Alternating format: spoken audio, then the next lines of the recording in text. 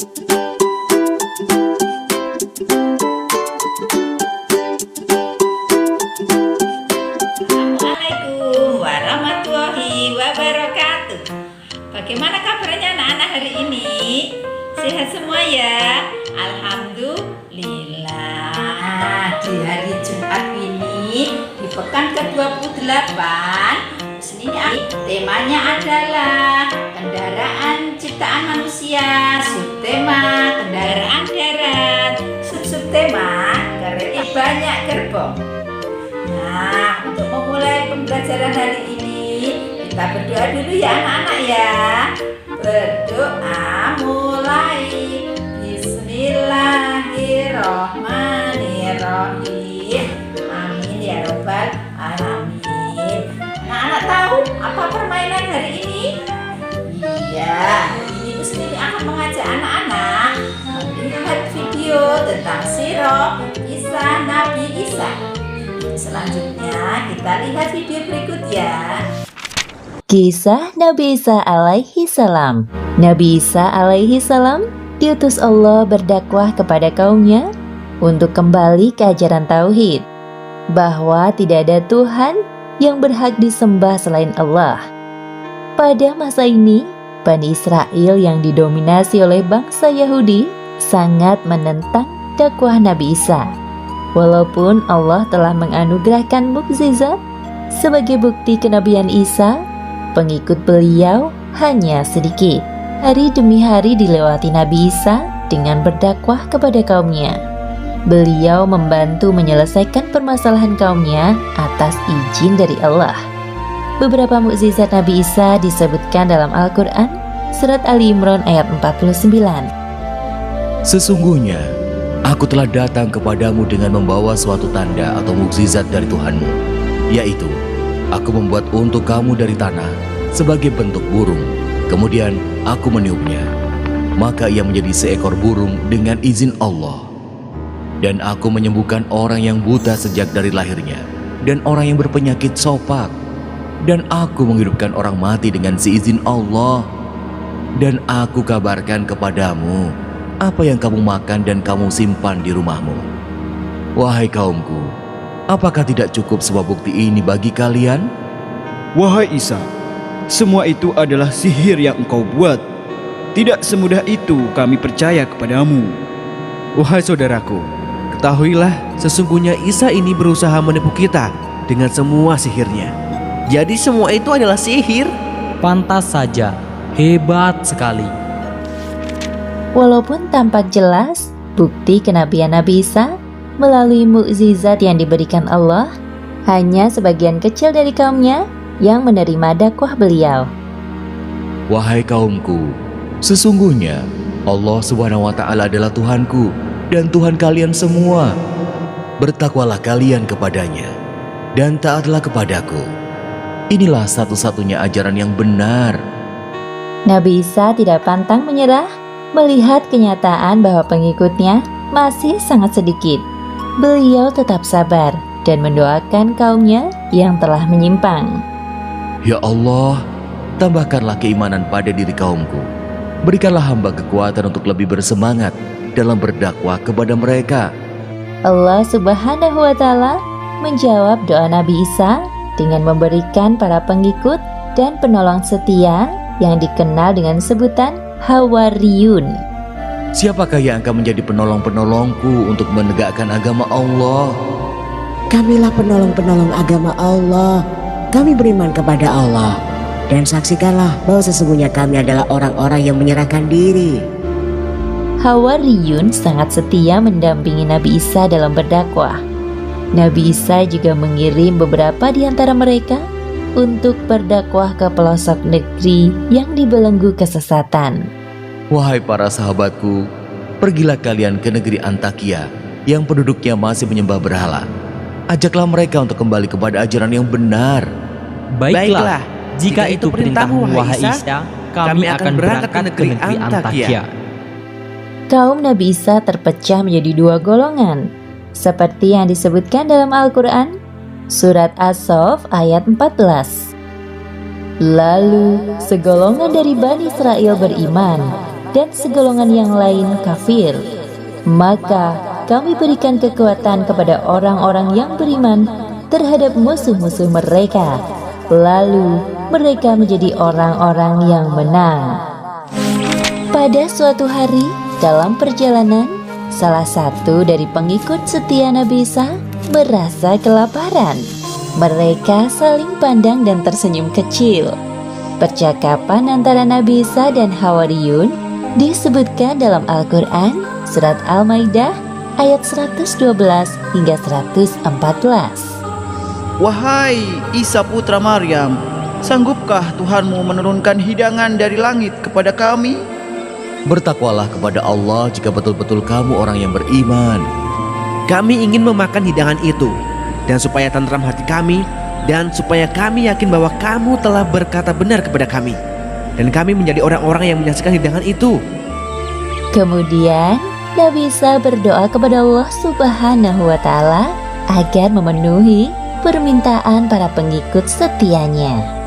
Ya Tuhan kami, turunkanlah kiranya kepada kami suatu hidangan dari langit yang hari turunnya akan menjadi hari raya bagi kami, yaitu bagi orang-orang yang bersama kami dan yang datang sesudah kami, dan menjadi tanda bagi kekuasaan Engkau. Beri rezekilah kami, dan Engkaulah pemberi rezeki yang paling utama. Allah Subhanahu wa Ta'ala menjawab doa Nabi Isa seperti yang disebutkan dalam Al-Quran surat Al-Maidah ayat 115. Allah berfirman, sesungguhnya aku akan menurunkan hidangan itu kepadamu. Barang siapa yang kafir di antaramu sesudah turun hidangan itu, maka sesungguhnya aku akan menyiksanya dengan siksaan yang tidak pernah aku timpakan kepada seorang pun di antara umat manusia. Lain halnya dengan kaum Yahudi. Mereka sering meremehkan ayat-ayat Allah yang disampaikan oleh para nabi. Maka dari itu, keimanan sulit menancap dalam hati mereka. Maka saat datang Nabi Isa menyampaikan ajaran kebenaran, mereka memusuhinya. Wahai saudaraku, lihatlah pengikut Isa sekarang makin bertambah banyak.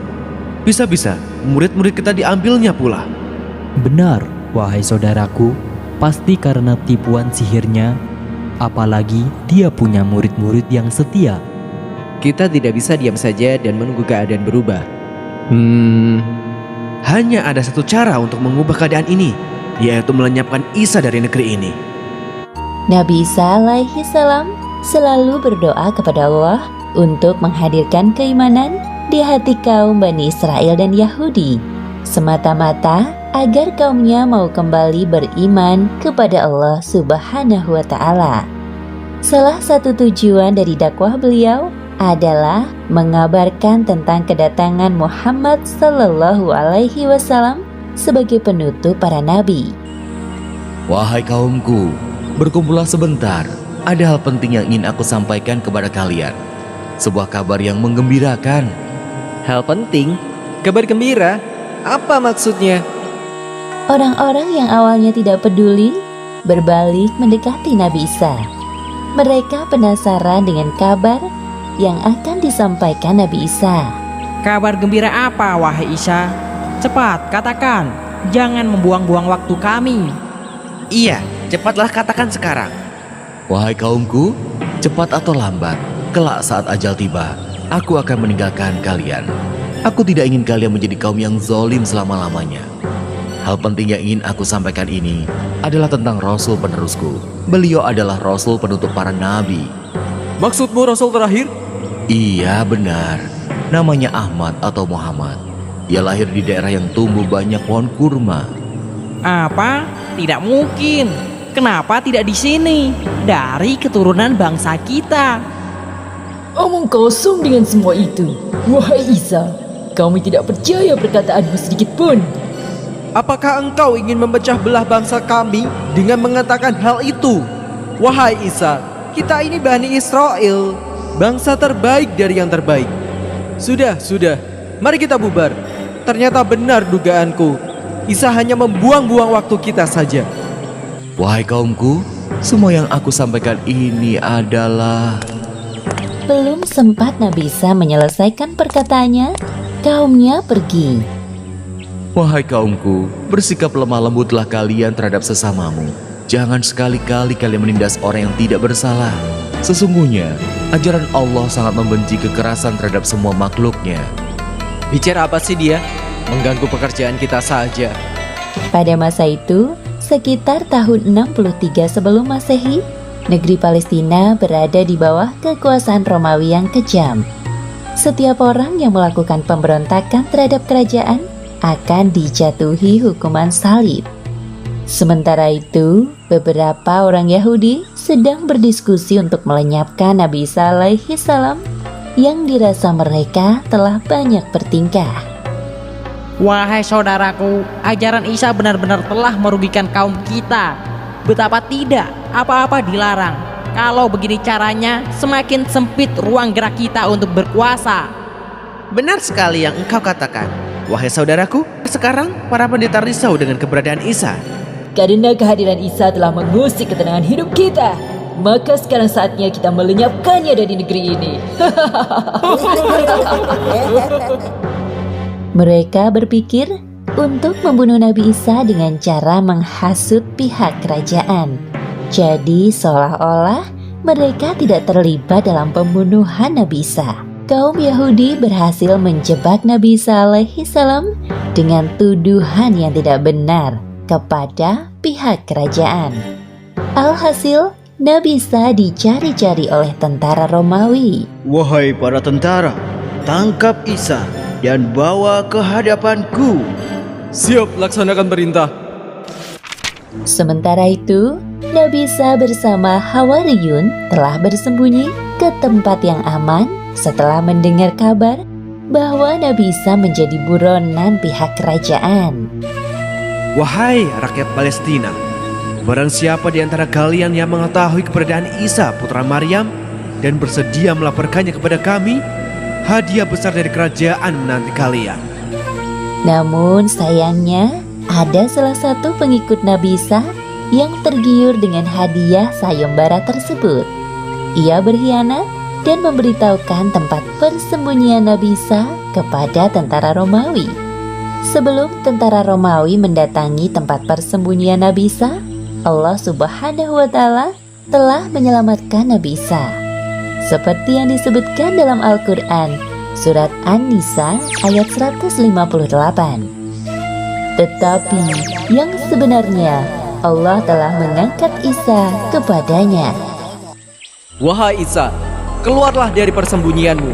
Engkau telah terkepung. Engkau tidak bisa lari lagi dari kami.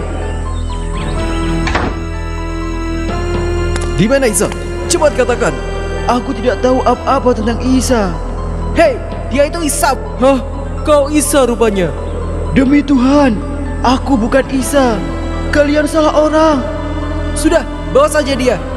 Akhirnya, tentara Romawi membawa Yudas Iskariot yang wajahnya telah diserupakan oleh Allah seperti Nabi Isa dan menyalibnya.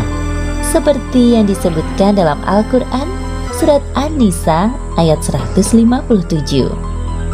Dan karena ucapan mereka, sesungguhnya kami telah membunuh Al-Masih, Isa putra Maryam, Rasul Allah, padahal mereka tidak membunuhnya dan tidak pula menyalibnya.